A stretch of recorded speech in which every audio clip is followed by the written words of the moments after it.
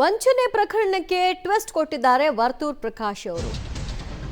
ಆಪ್ತೆ Shweta Gowda ಕೊಟ್ಟಿದ್ದಂತಹ gift ಪೊಲೀಸರಿಗೆ ಈಗಾಗಲೇ return ಮಾಡಿದ್ದಾರೆ. ಒಟ್ಟು 12 ಲಕ್ಷ ಹಣ, 3 ಬ್ರಾಸ್ಲೆಟ್ ಮತ್ತು ಚಿನ್ನದ ಉಂಗುರ ಇದೆಲ್ಲವೂ ಕೂಡ ಶ್ವೇತಾ ಗೌಡ ಉಡುಗೊರೆಯಾಗಿ ವರ್ತೂರ್ ಪ್ರಕಾಶ್ಗೆ ಕೊಟ್ಟಿದ್ರಂತೆ. ಇದೆಲ್ಲವನ್ನು ಕೂಡ ಈಗ ಪೊಲೀಸರಿಗೆ ಹ್ಯಾಂಡ್ ಓವರ್ ಮಾಡಿದ್ದಾರೆ. ಎಸಿಪಿ ಗೀತಾ ಮುಂದೆ ಎಲ್ಲವನ್ನ ವಾಪಸ್ ಮಾಡಿದ್ದಾರೆ ವರ್ತೂರ್ ಪ್ರಕಾಶ್.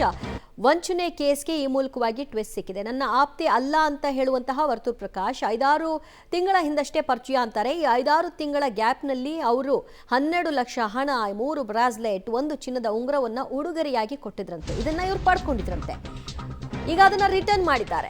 ಶ್ವೇತಾ ಗೌಡ ವಿಚಾರಣೆ ವೇಳೆ ಇಂಟ್ರೆಸ್ಟಿಂಗ್ ವಿಚಾರವೊಂದು ಬೆಳಕಿಗೆ ಬಂದಿದೆ. ಗುಲಾಬ್ ಜಾಮೂನ್ ಅಂತ ವರ್ತೂರ್ ಫೋನ್ ನಂಬರ್ ಅನ್ನ ಆಕೆ ಸೇವ್ ಮಾಡ್ಕೊಂಡಿದ್ದಾಳೆ. ಉಂಗುರ ಫೋಟೋ ಕಳುಹಿಸಿ ಮೆಸೇಜ್ ಮಾಡ್ತಿದ್ದಂತಹ ವರ್ತೂರ್ ಪ್ರಕಾಶ್. ಶ್ವೇತಾ ಗೌಡ ಬಳಿಯೇ ಲಕ್ಷ ಹಣ ಪಡೆದಿದ್ದಾರಂತೆ ವರ್ತೂರ್ ಪ್ರಕಾಶ್. 3 ಬ್ರಾಸ್ಲೆಟ್, 1 ಉಂಗುರ ಸೇರಿದಂತೆ ಅಕೌಂಟ್ಗೆ 10 ಲಕ್ಷ ಹಣವನ್ನ ಹಾಕಿಸ್ಕೊಂಡಿದ್ದಾರೆ ಅನ್ನುವಂತಹ ವಿಚಾರ ಈಗ ಗೊತ್ತಾಗ್ತಾ ಇದೆ. ಶ್ವೇತಾ ಗೌಡಗೆ ವರ್ತೂರ್ ಪ್ರಕಾಶ್ ಕಾಲ್ ಮಾಡಿದಂತಹ ಒಂದಷ್ಟು ಡೀಟೇಲ್ಸ್ ಕೂಡ ಈಗ ಲಭ್ಯವಾಗ್ತಾ ಇದೆ. ಒಟ್ಟಾರೆಯಾಗಿ ಲಕ್ಷ ಹಣ, ಬ್ರೇಸ್ಲೆಟ್, ಚಿನ್ನದ ಉಂಗುರ ಇವೆಲ್ಲವನ್ನು ಕೂಡ ವರ್ತೂರ್ ಪ್ರಕಾಶ್ ಅವರು ಶ್ವೇತಾ ಗೌಡಿಂದ ಆಕೆಯೇ ಕೊಟ್ಲ ಅಥವಾ ಇವರೇ ಬಲವಂತವಾಗಿ ಆಕೆಯಿಂದ ಇದನ್ನ ಪಡ್ಕೊಂಡ್ರ ಅನ್ನುವಂತಹ ತನಿಖೆಯನ್ನು ನಡೆಸಲಾಗ್ತಾ ಇದೆ.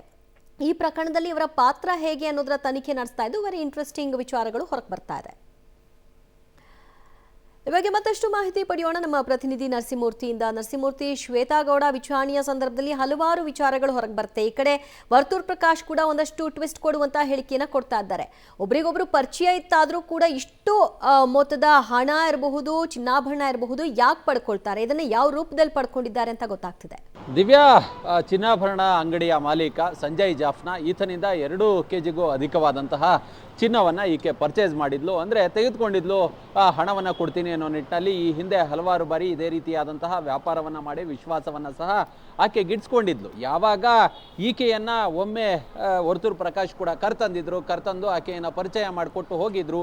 ಹೀಗಾಗಿಯೇ ನಾವು ಚಿನ್ನಾಭರಣವನ್ನು ಕೊಟ್ಟು ಅನ್ನೋ ನಿಟ್ಟಿನಲ್ಲಿ ಸಂಜಯ್ ಬಾಫ್ನ ಹೇಳಿಕೆಯನ್ನು ಸಹ ಕೊಟ್ಟಿದ್ದಾರೆ. ಆದರೆ ಹೊರಗಡೆ ಬೇರೆ ಬೇರೆ ರೀತಿಯಾದಂತಹ ಹೇಳಿಕೆಗಳನ್ನು ವರ್ತೂರ್ ಪ್ರಕಾಶ್ ಇರ್ಬೋದು ಅಥವಾ ಶ್ವೇತಾ ಗೌಡ ಕೊಟ್ಟಿರಬಹುದು. ಆದರೆ ಒಳಗೆ ಪೊಲೀಸರ ತನಿಖೆಯಲ್ಲಿ ಸಾಕಷ್ಟು ರಹಸ್ಯ ವಿಚಾರಗಳು ಹೊರಗಡೆ ಬರ್ತಿದ್ದಾವೆ. ಈಕೆ ವರ್ತೂರ್ ಪ್ರಕಾಶ್ ರವರನ್ನ ತನ್ನ ಮೊಬೈಲ್ನಲ್ಲಿ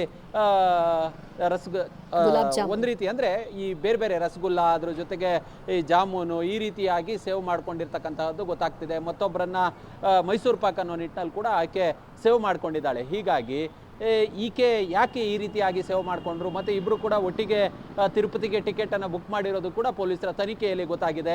ಹೀಗಾಗಿ 3 ಬ್ರಾಸ್ಲೈಟ್ಗಳೇನಿತ್ತು, ಉಂಗುರಗಳೇನಿತ್ತು, ಮತ್ತು ಒಂದು 12 ಲಕ್ಷ ಹಣ ಏನಿತ್ತು ಅದನ್ನು ಇವತ್ತು ACP ಮುಂದೆ, ತನಿಖಾಧಿಕಾರಿ ಮುಂದೆ ವಾಪಸ್ ಕೊಟ್ಟಿದ್ದಾರೆ ಅನ್ನೋ ಮಾಹಿತಿಗಳು ಗೊತ್ತಾಗ್ತಿದೆ. ಇದನ್ನು ನಿನ್ನೆಯೇ ಹೇಳಿದ್ದು. ಈ 3 ಬ್ರಾಸ್ಲೈಟು, ಉಂಗುರ ಮತ್ತು ಹಣವನ್ನು ಈಕೆ ಶ್ವೇತಾ ಗೌಡ ವರ್ತೂರ್ ಪ್ರಕಾಶ್ಗೆ ಕೊಟ್ಟಿದ್ದಾರೆ ಅಂತೇಳಿ.